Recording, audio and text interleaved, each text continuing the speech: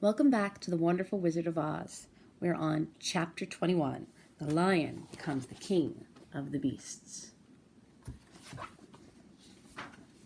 After climbing down from the China Wall, the travelers found themselves in a disagreeable country, full of bogs and marshes and covered with tall, rank grass, rank and smelly.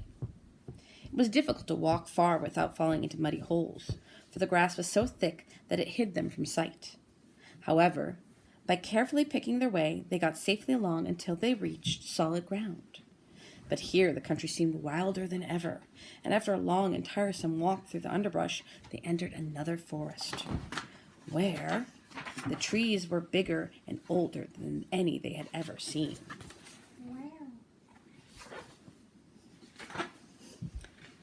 "This forest is perfectly delightful," declared the lion, looking around him with joy.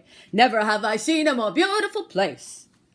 "It seems gloomy," said the Scarecrow. "Not a bit of it," answered the lion. "I should like to live here all my life. See how soft the dry leaves are under your feet, and how rich and green the moss is that clings to these old trees. Surely no wild beast could wish a pleasanter home." "Perhaps there are wild beasts in the forest now," said Dorothy. "I suppose there are," returned the lion, "but I do not see any of them about." They walked through the forest until it became too dark to go any farther. Dorothy and Toto and the lion lay down to sleep, while the woodman and the Scarecrow kept watch over them as usual. When morning came, they started again. Before they had gone far, they heard a low rumble, as of a growling of many wild animals. Toto whimpered a little, but none of the others were frightened, and they kept along the well-trodden path until they came to an opening in the wood, in which were gathered hundreds of beasts of every variety. There were tigers and elephants and bears and wolves and foxes and all the others in the natural history, and for a moment Dorothy was afraid. But the lion explained that the animals were holding a meeting, and he judged by their snarling and growling that they were in great trouble. As he spoke, several of the beasts caught sight of him, and at once the great assemblage hushed as if by magic. The biggest of the tigers came up to the lion and bowed, saying, "Welcome, O King of Beasts. You have come in good time to fight our enemy and bring peace to all the animals of the forest once more."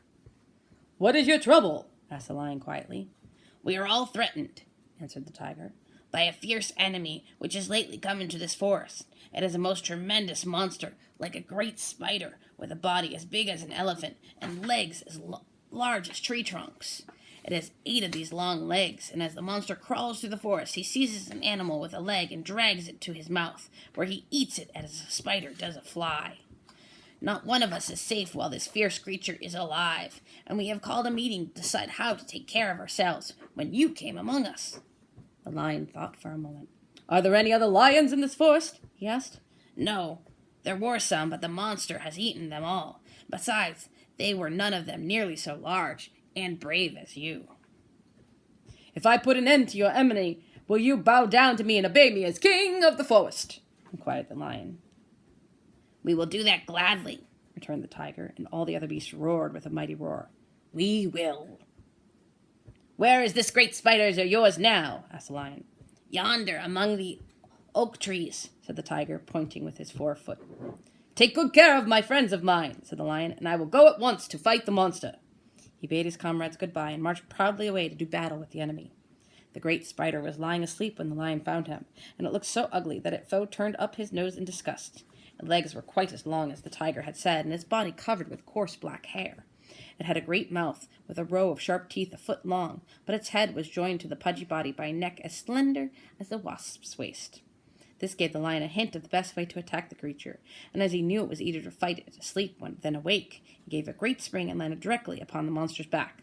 Then, with one blow of his heavy paw, all armed with sharp claws, he knocked the spider's head from its body.